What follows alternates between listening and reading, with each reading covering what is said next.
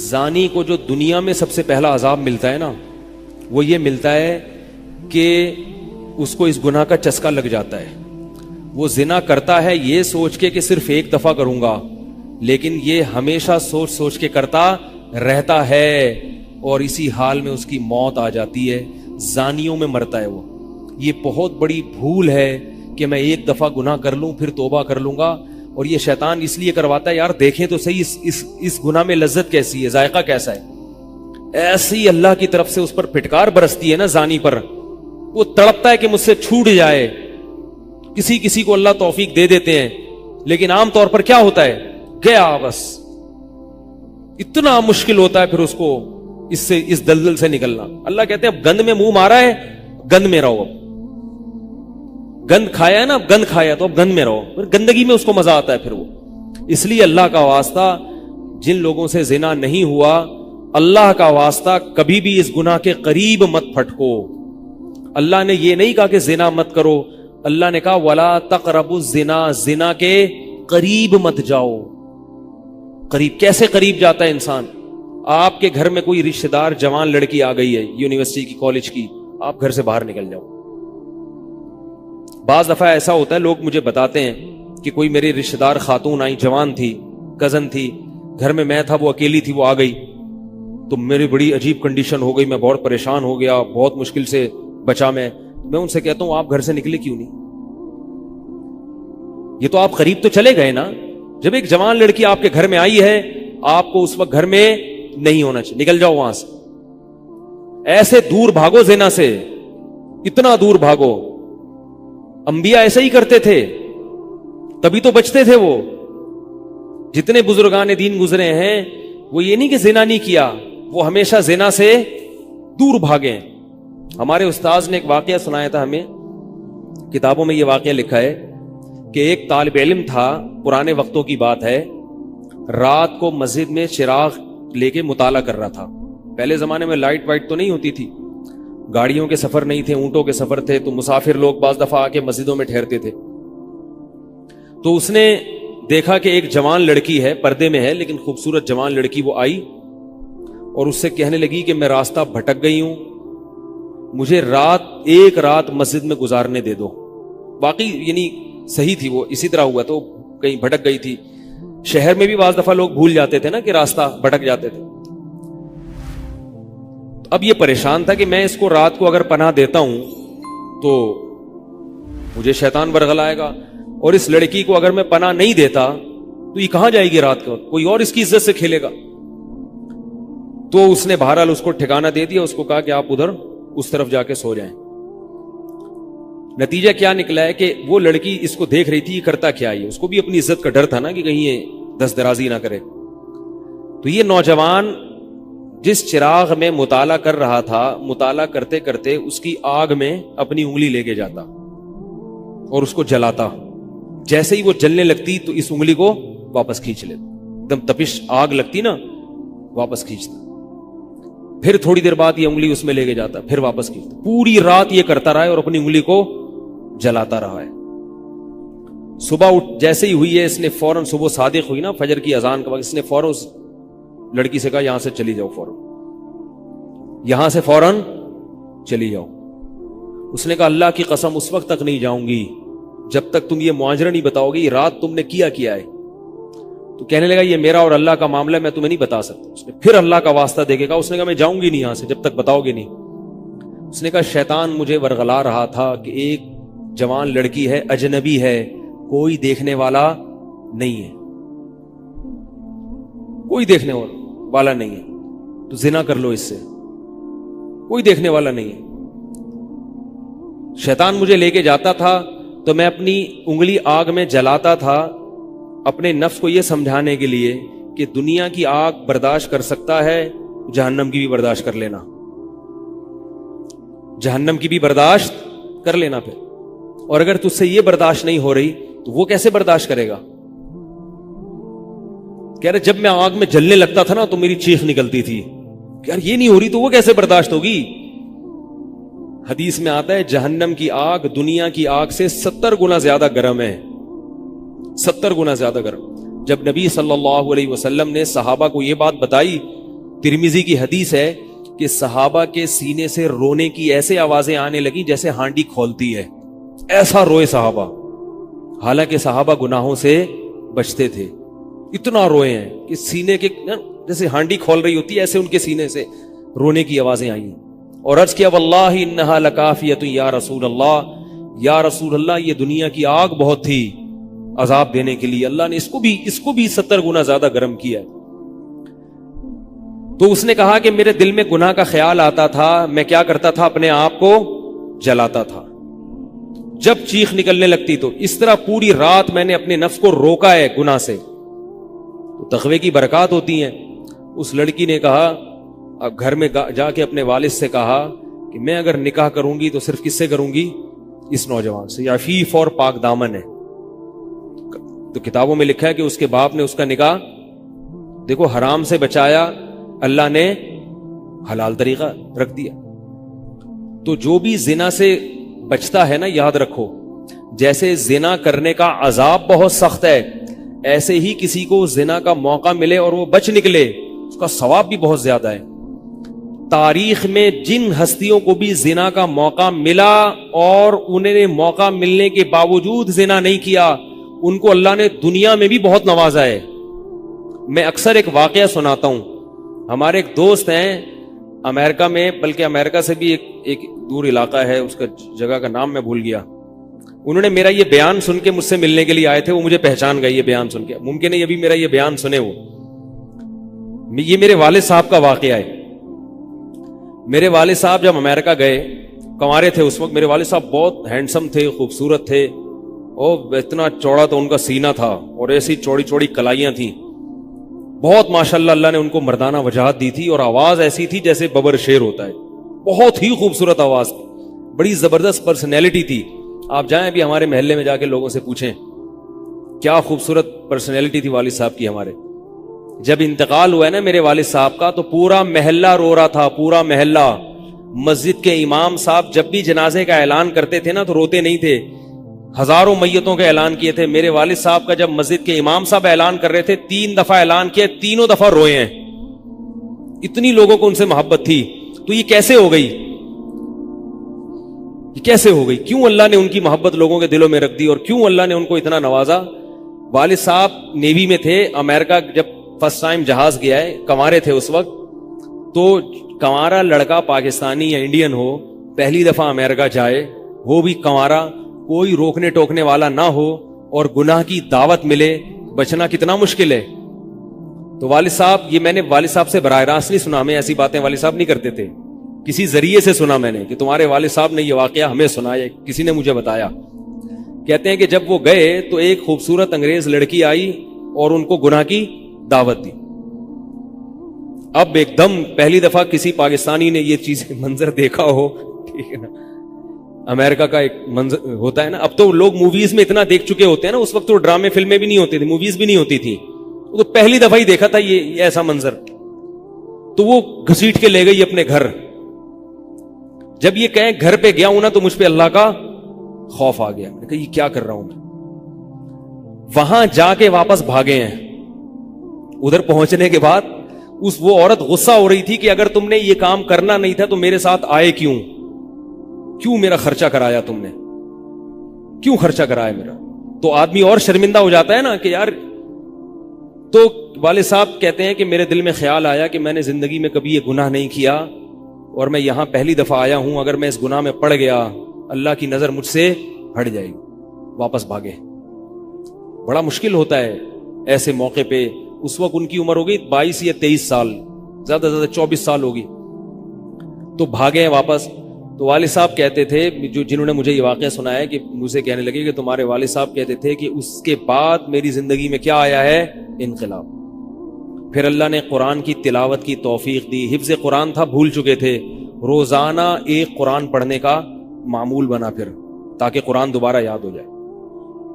جہاز پہ 3 سال امامت کی، داڑھی بڑی رکھ لی ماشاءاللہ، اور پھر اتنی عزت اللہ نے ان کو دی۔ اللہ نے ان کے، ہمارے سب بھائی ماشاءاللہ داڑھی والے ہیں، سب بہنیں شرعی پردہ کرتی ہیں، سب بھابیاں پردہ کرتی ہیں۔ گھر میں کیا آ گیا پورا، حالانکہ اس وقت شادی نہیں ہوئی تھی، لیکن یہ اثرات کہاں منتقل ہوئے ہیں؟ خاندان میں پورے۔ پورے خاندان میں منتقل ہو گئے نا. انتقال ہوا تو جنازہ میں نے پڑھایا والد صاحب کا. اگر اللہ نہ کرے اس برائی میں پڑ جاتے, ہمیں پتا چلتا کہ ہمارا باپ ایسا ہے, تو ہم ایسے ہوتے. ویسے تو ابھی بھی کوئی اتنے نیک نہیں ہے, لیکن گیٹ اپ تو ہے نا. گیٹ اپ تو اللہ نے مولویوں والا دے دیا نا, تھوڑے تھوڑے تو دیکھنے کی حد تک تو نیک بنا دیا نا. ایسے نہیں ہوتے ہم. تو یہ جو برکات ہیں یہ نسلوں میں منتقل ہوتی ہیں. نسلوں میں اتنی عزت دی اللہ نے, اتنی عزت دی تھی کہ انتقال کے وقت محلہ رو رہا تھا, پورا محلہ رو رہا تھا انتقال. اور بہت سے لوگوں نے والد صاحب کی قبر کے پاس نہ جگہ گھیر لی تھی کہ ہم یہاں دفن ہوں گے. حالانکہ مسجد کے امام نہیں تھے, کچھ بھی نہیں, کوئی ایسی شخصیت نہیں تھے کہ وہ کوئی مقتدی اور رہبر سمجھے جاتے ہوں. تہجد کا معمول تھا, تلاوت کا معمول تھا. اور میں نے خود بھی کئی دفعہ نوٹ کیا, ایسا لگتا تھا ان کے منہ سے خوشبو آتی ہے, ایسا محسوس ہوتا تھا. ایسا اللہ نے, کیونکہ تلاوت بہت زیادہ کرتے تھے. جب انتقال ہوا ہے نا جس دن, اس دن بھی آدھا گھنٹہ تلاوت کر کے اٹھے. گھر میں ان کا معمول تھا, گھر میں آنے کے بعد آفس سے جب گھر میں آتے تھے نا, سب سے پہلے نہا کے, عجیب عجیب ان کے معمول تھے, نہاتے لازمی تھے روزانہ.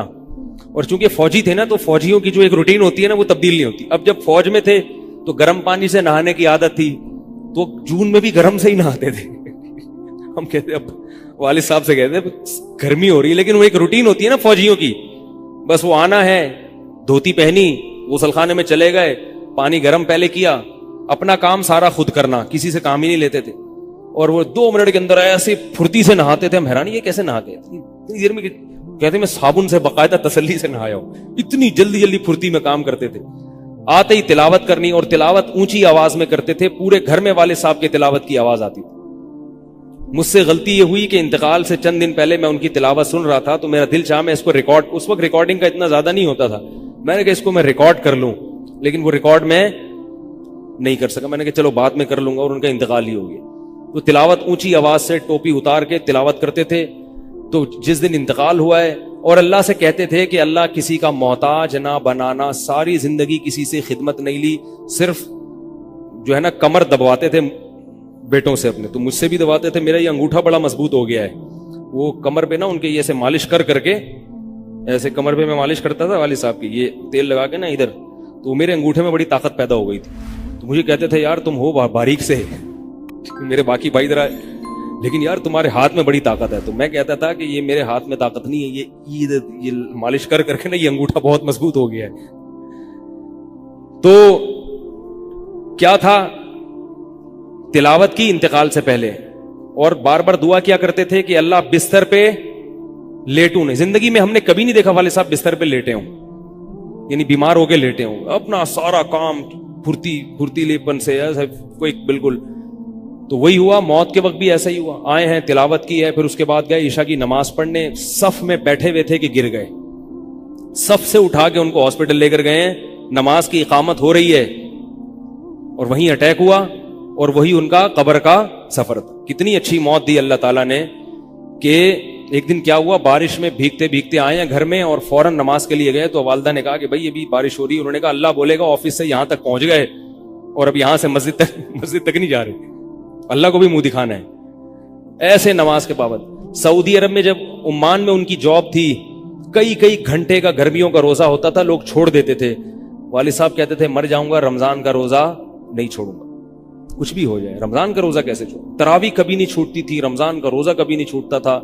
میں یہ نہیں کہہ رہا کہ کوئی برائی تھی نہیں ان میں, ایسی کسی کی تعریف کرنا غلط ہے, مگر اللہ نے مجموعی لحاظ سے ان میں بڑی صفات رکھی تھیں. یہ صفات کیسے پیدا ہوئیں؟ اللہ نے ایک برائی سے بچنے کی توفیق دے دی. تو میں نے یہ تو اسی میں ان کی موت واقع ہوئی ہے. اور رات کو 12 بجے انتقال ہوا. ان کے سارے کام ایسے ہوتے تھے, موٹے موٹے کام, اور چپکے چپکے. شو بازی کا بالکل بھی شوق نہیں تھا ان کو. حج, ہمارے محلے سے جب کوئی حج کرنے جاتا تھا نا, 6 مہینے پہلے اعلان ہوتا تھا فلاں صاحب حج پہ جا رہے ہیں. لوگ پہلے سے آ کے نا ان سے دم کروانا. اب تو لوگ بہت حج پہ جاتے ہیں, اس وقت یہ 25 سال پرانی بات کر رہا ہوں میں, اس وقت حاجی کی بڑی ویلی ہوتی تھی. حج پہ جو جانے والا ہوتا تھا نا, لوگ اس سے پہلے سے ماشاءاللہ حج پہ جا رہے ہیں. ہمارے امام صاحب پوری رننگ کمنٹری شروع کرتے تھے اسپیکر پہ. اب وہ حج پہ جانے والے ہیں, اب ان کا نام آ گیا ہے. جنازے کی بھی رننگ کمنٹری ہوتی ہے ہمارے محلے میں. اللہ امام صاحب کی مغفرت فرمائے, انتقال ہو گیا ان کا بھی. اس کو لوگ کہتے تھے یہ رننگ کمنٹری شروع کر دیتے ہیں. جنازے کی چارپائی اٹھ چکی ہے, تمام حضرات سے گزارش ہے کہ جنازہ گاہ میں پہنچ جائیں. اب جنازہ گھر سے نکل چکا ہے, میت کو غسل دیا جا چکا ہے, عیدی سینٹر سے لاش گھر میں آ چکی ہے. پوری نا کمنٹری ہوتی تھی. تو وہ جنازے کی بھی کمنٹری, اور اگر کوئی بیمار ہوتا تھا محلے کا تو اس کی بھی کمنٹری. آغا خان میں داخل ہیں, ان کے پتے میں ڈاکٹر نے پتھری بتائی ہے. غفار بھائی کے تمام حضرات سے گزارش, دعا کی گزارش ہے کہ اللہ ان کو شفائے کامل عاجل عطا فرمائے. پورا محلہ دعا کر رہا تھا, اللہ غفار بھائی کے پتے کی پتھری نکال دے. ٹھیک ہے, وہ چونکہ سیاسی تھے, جمعیت کے تھے, تو وہ پوری نا سیاست سے لے کے چلتے تھے ہر چیز. تو والد صاحب اب جب حج پہ جاتا تھا کوئی, تو اس کی پھر وہ جب حاجی صاحب آتے تھے ان کا بڑا استقبال. ہمارے والد صاحب کو یہ چیزیں پسند نہیں تھی. والد صاحب حج کر کے گئے پتہ ہی نہیں چلا, اور واپس کسی کو بولٹن مارکیٹ میں ملے. اس نے کہا ہم نے تو سنا تھا آپ حج کرنے گئے ہوئے ہیں. والد صاحب نے کہا میں بھی ابھی آیا ہوں. میں نے کہا چلو بولٹن مارکیٹ سے ذرا ٹچ کرتا ہوا گھر چلو. ایک تھیلا تھا ان کے پاس, اسی تھیلے میں حج بھی ہو رہا ہے. پوری دنیا دیکھی تھی والد صاحب نے, پوری دنیا کا سفر کیا. بتاتے تھے کہ چین اور آسٹریلیا یہ 2 ملک ایسے ہیں جہاں میں نہیں گیا, باقی دنیا کا کوئی ملک ایسا نہیں ہے جس میں میں گیا نہ ہوں. لیکن اتنی سادگی کہ آپ کہیں گے کہ شاید یہ کبھی انڈا موڑ بھی نہیں آئے ہوں گے. کوئی شوبازی نہیں تھی, ایسے چپکے سے گئے ہیں اور حج کر کے چپکے سے واپس. شہرت پسند نہیں تھی, بالکل پسند نہیں تھی شہرت. تو کوئی بھی کام ہے بس آرام سے چپکے سے کر لیا. ختم قرآن کے موقع پر ہمارے امام صاحب نا سب کو بلاتے تھے. ہاں بھائی اب تو والد صاحب کو پسند نہیں ہوتا تھا کہ نام لیا جائے میرا, تو یہ چیز لوگ ان کی پسند کرتے تھے. تو ان کی موت بھی ایسے ہی ہوئی ہے چپکے سے. رات 12 بجے انتقال ہوا, میں مدرسے میں تھا, ہم لوگ پہنچے, ہم تو حیران ہو گئے یہ کیسے ہو گیا بھائی ایک دم. تو ان کو غسل دیا, اور فجر کی نماز کے بعد جنازہ تیار تھا. فجر میں نمازی کم ہوتے ہیں. اعلان ہوا فجر کے بعد. جب پبلک ہمارے گھر آنا شروع ہوئی ہے تو جنازہ پڑھ کے ہم ان کو دفنا چکے تھے.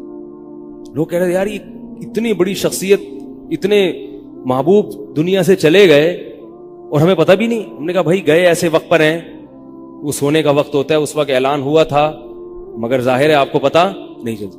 تو ایسے ہی چپکے سے خاموشی سے چلے گئے. تو لوگ یہی کہہ رہے تھے یار یہ نہ انہوں نے دنیا میں کبھی خدمت لی ہے, ٹھیک ہے نا, جنازے میں بھی کسی کو پریشان نہیں کیا, ایسے 2 صفیں ہوئی تھی جنازے کی, بس چلے گئے. تو کیسا اللہ نے چلتے پھرتے نماز کی حالت میں ان کو اٹھایا ہے. تو یہ میں نے یہ واقعہ سنا ہے نا, تو ایک صاحب باربڈوس سے شاید ملنے کے لیے آئے مجھ سے. تو مجھ سے وہ بیان انہوں نے سنا, پہلے میرا بیان سنتے تھے, مجھے پہچانتے نہیں تھے, امریکہ کی کسی ریاست میں تھے یا باربڈوس میں واللہ عالم. تو مجھ سے ملنے کے لیے آئے, مجھے کہنے لگے یار آپ حافظ مسعود صاحب کے بیٹے ہیں. میں نے کہا ہاں. کہہ رہے یار میں آپ کا بیان کب سے سن رہا ہوں, آپ کو پہچانتا نہیں تھا. آپ نے ایک دن ممبر پہ واقعہ سنایا, تو یہ واقعہ تو آپ کے والد صاحب کا واقعہ ہے, اور یہ میرے والد صاحب آپ کے والد کا واقعہ مجھے سنا کے امریکہ بھیجا تھا انہوں نے کہ بیٹا حافظ مسعود صاحب کی طرح زندگی گزارنا, امریکہ جا رہے ہو, جیسے وہ بچے تھے تم بھی بچنا. تو کہہ رہے آپ کے تو والدہ کو بھی جانتا ہوں میں, آپ کے تو گھر ہم لوگ پڑھنے آتے تھے, ہماری دادی سے انہوں نے پڑھا ہے, یعنی ہمارے بہت کلوز تھے وہ لوگ. امریکہ چلے گئے, حوادث زمانہ ان کو امریکہ لے گئے, ٹھیک ہے نا. تو کہنے لگے کہ جب میں نے یہ آپ کے روزانہ بیان سنتا تھا, یہ واقعہ سنا, تو پھر میں حیران ہوا کہ یار آپ تو بہت, پھر میرے بھائی بھی ان کو جانتے ہیں. تو وہ انہوں نے بتایا کہ یہ واقعہ تو آپ کے والد صاحب کا جب مجھے پتا چلا نا, تو مجھے پھر پتا چلا آپ ان کے بیٹے ہیں. تو مجھ سے ملنے آئے اسپیشل یہاں پہ. تو یہ میں کیوں واقعہ سنا رہا ہوں کہ دیکھو بھائی, جیسے زنا کرنا بہت بڑا جرم ہے, ایسے ہی زنا سے بچنا اگر موقع ملے کسی کو تو بہت بڑی نیکی ہے. یوسف علیہ السلام کو اللہ نے کیسا نوازا کہ نہیں نوازا, بچے تھے وہ. تو بھائی کرنے والے بہت ہیں, بچنے والے تھوڑے ہیں. تو کرنے والوں میں اگر اپنا شمار کرو گے تو جہاں بہت سارے لوگ ہیں مزے کی زندگی گزاری, تھوڑے دنوں کے لطف اور مزے ہیں, اس کے بعد دنیا کا سکون بھی گیا اور آخرت میں جہنم کی آگ. اور اگر بچنے والوں میں آ گئے تو ان تھوڑے لوگوں میں اللہ شامل کر لیں گے جو تھوڑے شکر گزار ہوتے ہیں. لیکن اس کا یہ مطلب نہیں ہے کہ ایسا ماحول کریٹ کرو کہ پھر آپ کو بچنے کا موقع ملے, دور بھاگو. میں نے بتایا نا, کوئی لڑکی گھر میں آتی ہے, باہر نکل جاؤ گھر سے, بولے بھائی تنہائی میں نہیں, میں تو اس کی احتیاط کرتا ہوں. کوئی جوان خاتون اگر مسئلہ پوچھنے آ جائیں, بوڑھی ہے تو کوئی اتنا مسئلہ نہیں ہے, جوان خاتون, ایسا ہوتا ہے بعض دفعہ خواتین کو تو ماحول کا نہیں پتا ہوتا, اب وہ آئی ہیں, میں گھر میں کوئی نہیں ہے, آگے دروازہ بجا رہی ہیں, مفتی صاحب گھر میں مسئلہ پوچھنا. گھر میں نہیں بیٹھوں گا, سڑک پہ کھڑے کھڑے پوچھو, ٹھیک ہے نا, بے احترامی ہے. گھر میں آنا ہے تو پھر مسجد کے کسی خادم کو یا کسی بندے کو گھر میں بٹھاؤں گا کہ بھئی آپ بھی آ جاؤ, کیونکہ بدگمانی کا موقع دینا بھی کیا ہے, حرام. ہاں گھر والے موجود ہوں, اہلیہ موجود ہیں, پھر بے شک آگے بیٹھو. اور پھر بھی میں ایسا نہیں کرتا کہ اہلیہ دوسرے کمرے میں اور یہ خاتون اس کمرے میں میرے ساتھ بیٹھے, ایسا نہیں ہوگا بھائی. ایسا کریں گے تو کون آئے گا, ہے بھائی.